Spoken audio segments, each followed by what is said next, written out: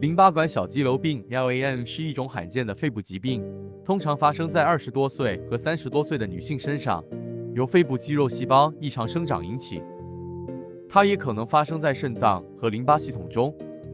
LAM 的症状可能会随着时间的推移缓慢发展，但最危险的是胸痛和呼吸困难。胸部 X 光检查通常不足以诊断它，因此医生会进行 CT 扫描和血液测试以确定正确的原因。据估计，全球约有3万至5万名患者与 LAM 做斗争，或者每100万名妇女中有3到5名患有 LAM。通过有效的治疗，患者可以长寿。